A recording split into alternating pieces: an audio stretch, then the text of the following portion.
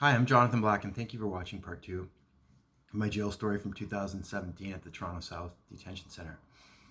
I'll pick up from where I left off in my last segment. My cell partner, who I mentioned, whose name was Dave, he got out. And I got a new cellie and a new cell, and I moved into Calvin Michael Nemo's old cell. Calvin Michael Nemo, who I mentioned as well, was sent to the SHU for beating a guy into a coma. The first thing I noticed when I moved into this new cell was there was purple paint all over the walls.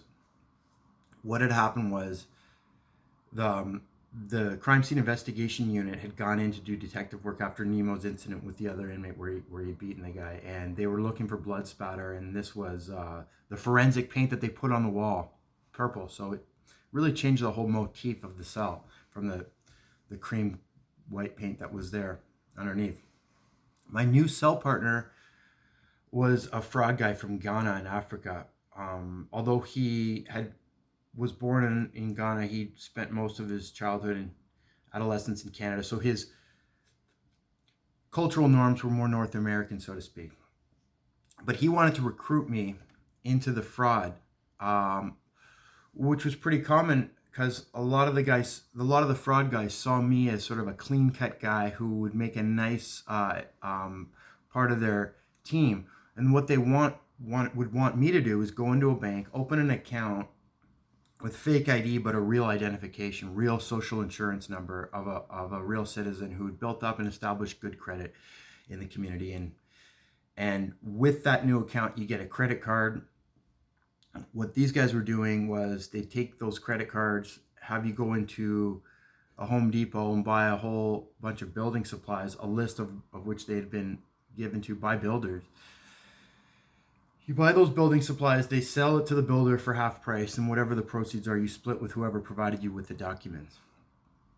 I had absolutely no consideration of getting involved in anything like this, but while I was in there, I would let people believe that I would, because just to be friends with people and to get political gain within prison, survival more or less, I guess you could say.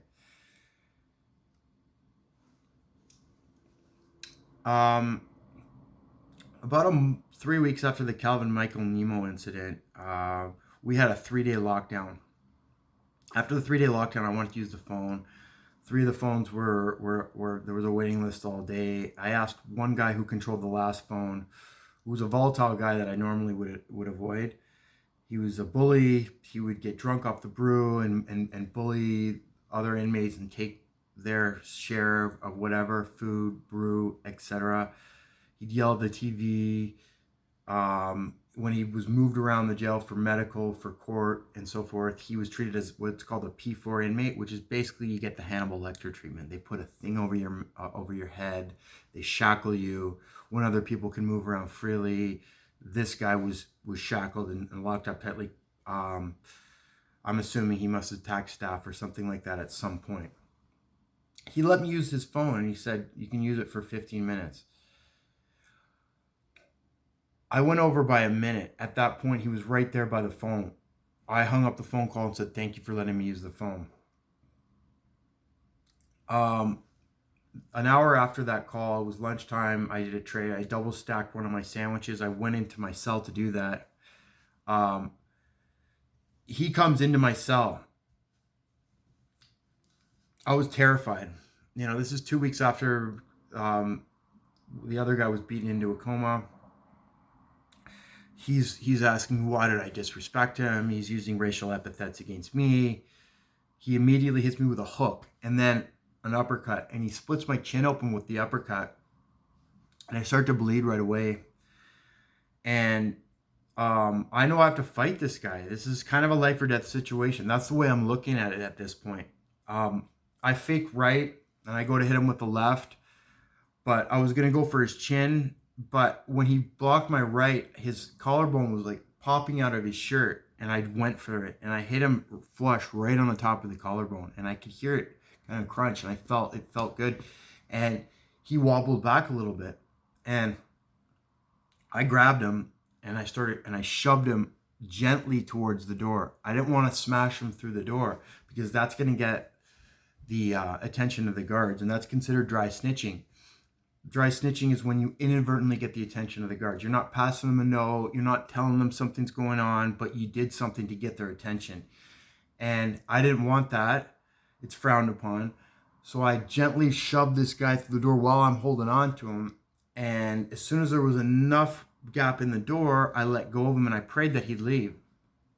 And he did. And things were nerve-wracking for me there on that unit after that. I didn't know if something was going to have to go down with this guy again. So I put in a request for the work range. And I had a good rapport with the guards. You know, a lot of inmates say, don't ever talk to the guards. Don't ever talk to the guards. I talk to the guards all the time. Not while I'm sitting there on the unit in front of everybody, but if they take me to video court, or if they take me to court, or if they're taking me to medical, I talk to them. Not about stuff other inmates are doing. I would never do something like that. But it's nice to have a conversation with somebody when you're in that environment who's not a gangbanger, who's not a criminal, who's a sort of regular person or a law-abiding person for that matter. So I would talk to the guards. They put in a good word for me. They like me. I got onto the work range, which you're working in the kitchen, you're working in the laundry. It's actually it's a big step up. It's an improvement from the regular units. The benefits are you don't have any lockdowns. You'll never be locked in your cell all day because you got to come out and do the work. You eat well. They bring in homemade food sometimes, oxtail, homemade pizzas. You can get as many coffees as you want. You work hard for 5 or 6 hours every day, but it's okay because it breaks up the day quite nicely. My first cell partner on the work range was a fellow by the name of Rupen, Balaram, Sivaram. He was a Tamil Tiger, a Hindu nationalist, and he was in there for threatening and harassing politicians and high-profile people. We got along for the first 2 weeks or so, and then he found out who my dad is. And he started with me. And I didn't want to have to get violent. I didn't want to get into a fight with him because that gets you kicked off the work range and nobody wants that. So I requested to move cells. Basically what he said to mess with me was that my girlfriend at the time was having sex with the cop who arrested me, with me. My girlfriend was having sex with the cop who arrested me. And this is pretty standard stuff. This is who the cops are. It's what they do routinely. They arrest a guy and then they go after his girl afterwards. And this is certainly not out of the realm of possibilities of things that could have been going on. However, to say that is pretty damn disrespectful, and that's the way anyone would take it. But instead of, getting into it with this guy, I put in a request to move, and they moved me. But then he got out. He got out on bail shortly thereafterwards. And I looked him up when I got out, and he ended up getting convicted on the charges of advocacy of genocide and hate speech. My next cell partner was in for romance fraud. So what his routine was he would meet women online that he would deduce had either some money or access to capital. He would play the Mr. Big routine, act like he was this highfalutin established guy in the investment community. One of his gambits was he would take them to a home that was under construction in a high-end area like Rosedale or Forest Hill and act like it was his home and this is what we're doing here and this is what we're doing there, until he built up enough trust with these women that they would give him money for one of his investment vehicles that he had been pitching them over a period of time. The reality was there was no investment vehicle and he was just gaining access to their capital. I've actually spoken to this guy since, and from what I understand, he's gone to Gamblers Anonymous, Alcoholics Anonymous. He's turned his life around. He's no longer doing this sort of thing, we hope. Some other stuff that we got on the work range was there's an NFL pool. 4 out of the 8 weeks that I was there for the NFL weeks, I won actually out of 30 inmates, which I felt pretty good about. When you're traveling through the jail to going to court or running meal carts, you get respect from all the other inmates when you're on the work unit. Why? Because you have access to the meal carts. You can send them extra food or items through the meal carts up to their unit. So people are going to be really nice to you. You also get access to the jail gym. There's a big gymnasium. You can play soccer or ping pong.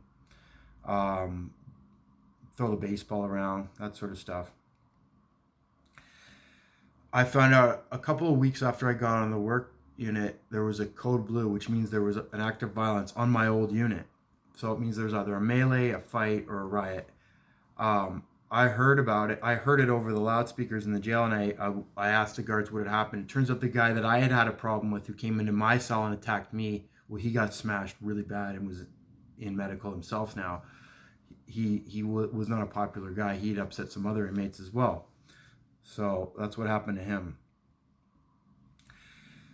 Let's go to my trial. The first witness at my trial was my girlfriend at the time, her dad. He was a prosecution witness, but he turned out to be a witness that was on my side, I guess you could say. He confirmed that she was drunk when her video statement was made. She made a statement against me with the police while she was intoxicated. He also said the cops knew she was drunk when they started recording, because she smelled like alcohol. They knew she was drunk from the incident when they took her statements.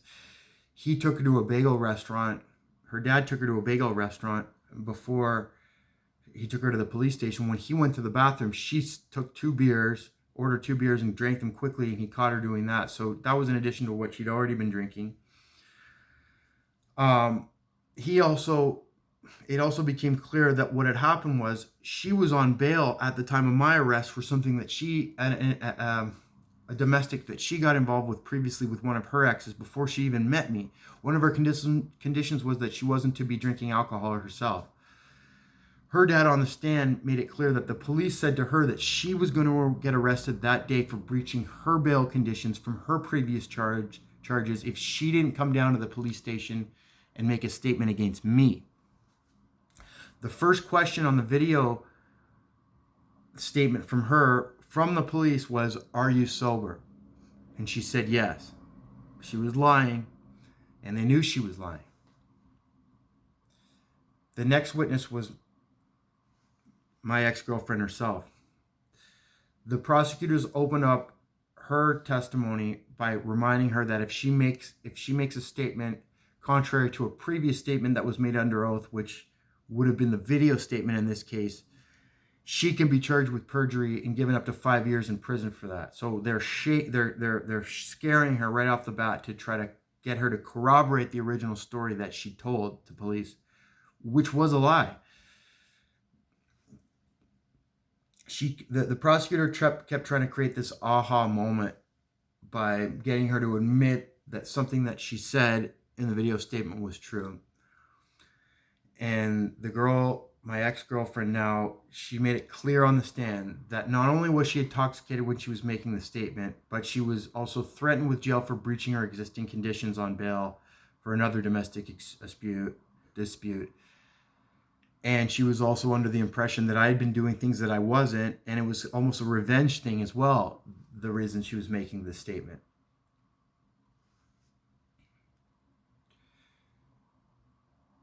The next 4 witnesses that were to be brought to the stand were police that were going to come up and take the stand to corroborate and lend credibility to the prosecution's claim.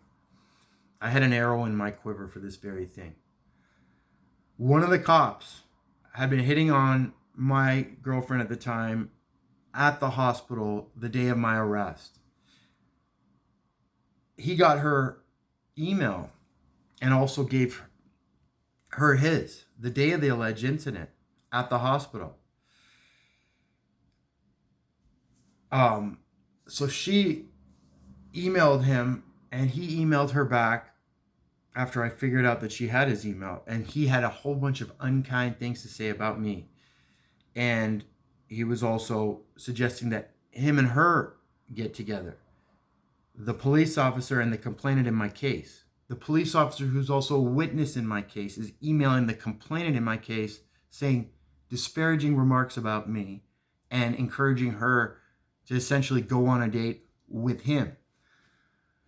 So when the prosecutor was about to call up these witnesses, these police officers, I had my lawyer present her with these emails.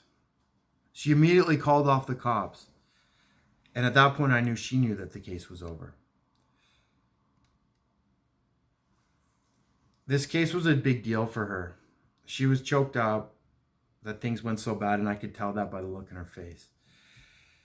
The verdict came in, and I was found innocent by the judge. I wasn't released from court that day because I had failed to comply or bail breaches that I had to deal with. And the prosecutor was so upset at losing the case, she made an effort to make me plead guilty to the bail violations, or they weren't going to let me out. So basically, she couldn't get a pound of flesh from me, so she was going to settle for 1 milligram of flesh, which ended up being a $10 fine.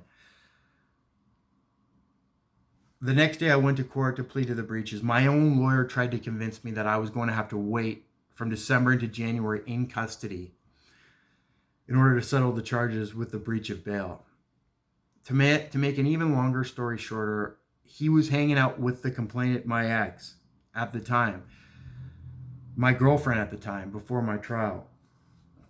He had to win the case because he was bragging about what a great lawyer he was. But he was also stuck between a rock and a hard place now because he wanted my girl and he wanted to keep me locked up. I protested that morning and I yelled at him through the glass and I said, "Get me out today." And he did. And I was released. And shortly, I tried to make it work with this girl for a couple months. We stayed together for a bit, and then we've parted ways. And that's how the story ends. Thank you for listening. Please like and subscribe if you enjoyed my story, and I'll be coming out with future content. Thank you.